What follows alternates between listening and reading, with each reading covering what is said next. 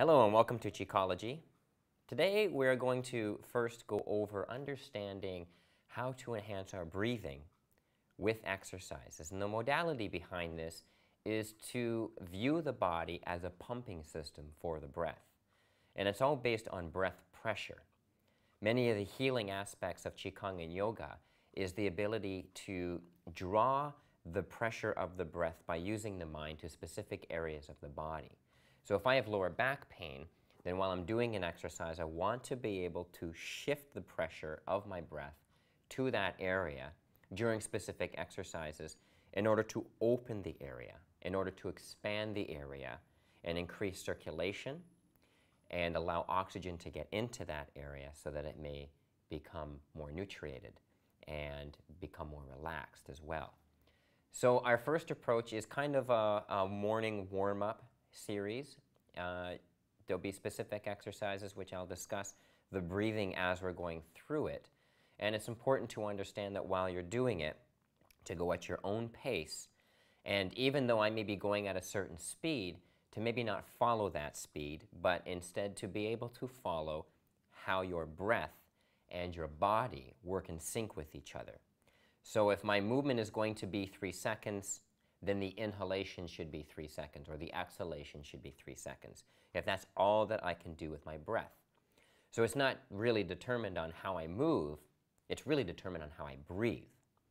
So if you have shortness of breath, your movements will be a little quicker at first, and then in time, as you begin to work the pumping aspect of the body with it, then you'll actually be able to slow the breathing down. And the body will blend with this, and the breath and the body will come together. Okay? So with that, we will begin.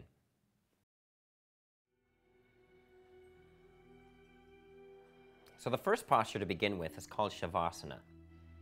And in this posture, we just allow the body to relax to begin. You don't want to start these types of exercises with tension in the body.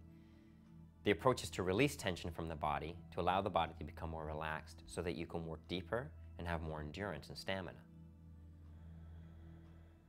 So just relaxing the muscles and allowing the body weight to sink into the floor, especially the muscle groups supporting the joints. You want them to release so the joints can open and the energy can flow naturally through the joints. You want the weight of the body to sink down, allowing the spine to release and the vertebrae to release and relax.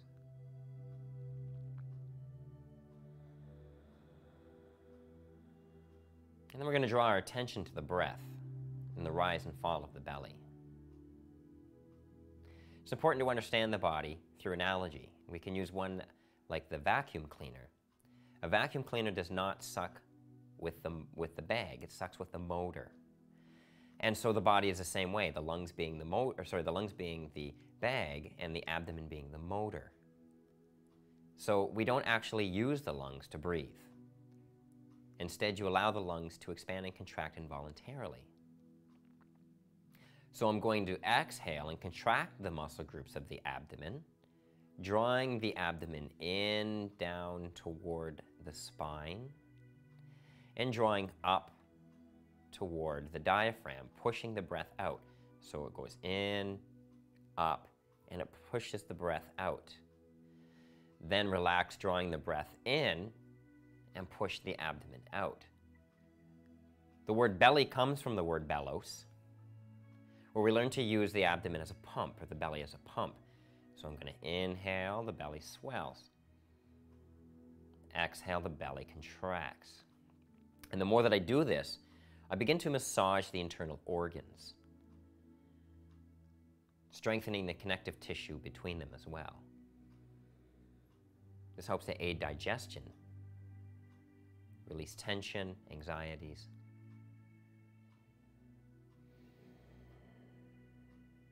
and a deeper sense of relaxation.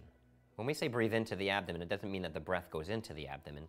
It means that the pressure moves into the abdomen. And what happens is I'm inhaling and the belly swells, it moves the diaphragm down and it gives room for the lower lung to expand. And the lower rib cage also to expand as well. And then eventually in time, we're not just using the belly, but we're using what's called the entire chi belt, which is this whole diameter around like a girdle. So we're going to bring the knees up, bringing the feet flat to the floor. And we're going to start working with the sacral pump, which helps to increase cerebral fluid, moving up the spine. It loosens the spine, it loosens the hips, opens the sacrum, and deepens the breath. So I'm going to exhale, tucking the tailbone between the legs, drawing the abdomen in, contracting, pushing a little into the feet. And then inhale, rolling over the sacrum as the belly rises and swells. The small of the back comes up, so you see that there's a space here. I can put my hands under there. And I'm dropping my weight into my tailbone. Exhaling, rolling back over the sacrum. The small of the back now presses into the floor. Tailbone tucks. Belly contracts. Roll back over the sacrum, dropping the weight into the tailbone. Belly swells. Small of the back lifts off the floor. And it's important when you're doing these breathing exercises to keep the tip of the tongue connected to the root of the palate, just behind the top front teeth.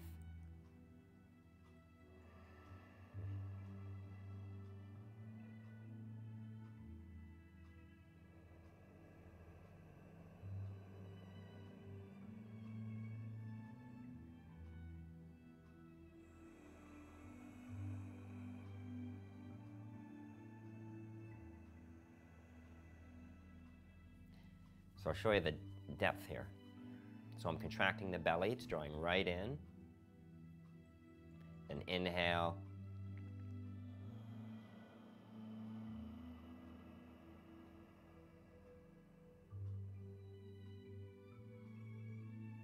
And it swells.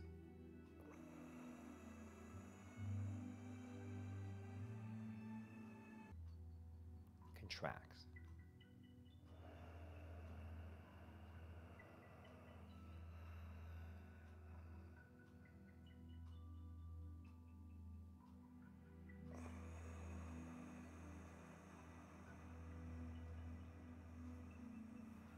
And you want to sense as though you're actually swallowing the breath. Not into the stomach, though. You're not actually swallowing. It's an analogy, but it wants to feel like it's swallowed.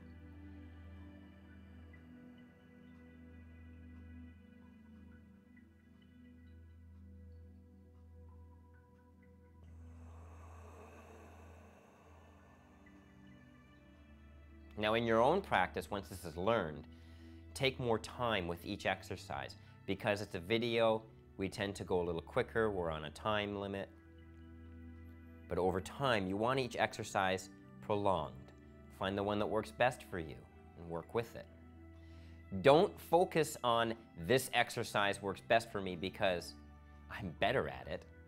It should be this exercise is better for me because it's helping to strengthen my weakness.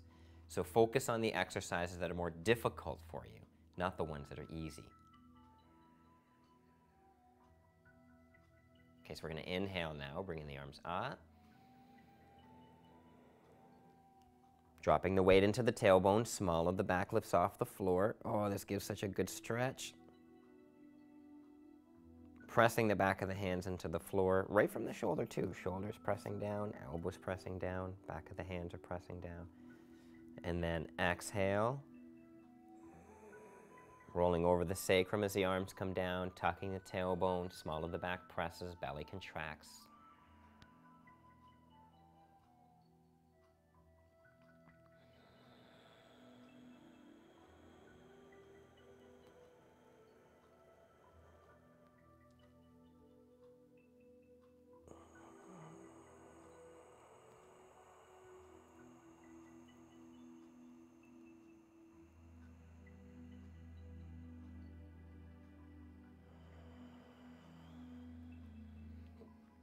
Also helps to allow each eye to follow each hand.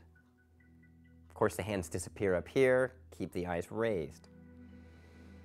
Exhale. Let the eyes follow.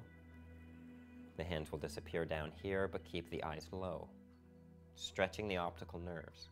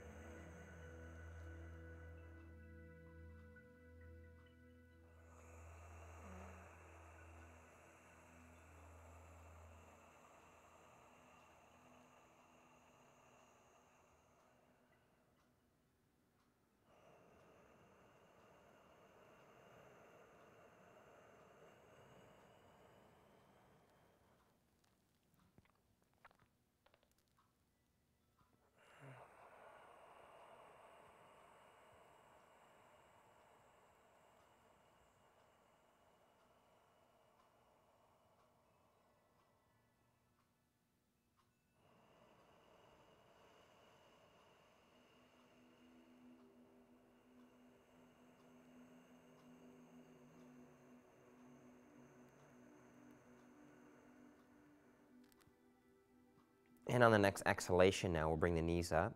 Keep in mind, in your own practice, you'll slow this down, and you'll do it a lot longer, maybe 5-10 minutes if you like. Press. All of these progress into each other. Inhale. So the knees fall away, and just the toes touch the floor. My weight still drops into the tailbone. You may notice that every so often I adjust my head. That is so that I can keep the chin tucked in, keeping the back of the neck open. You don't want to be doing this, crunching the neck, because you're working the pump for cerebral fluid also to flow up into the brain. This aids the microcosmic orbit, which we will get into in other videos.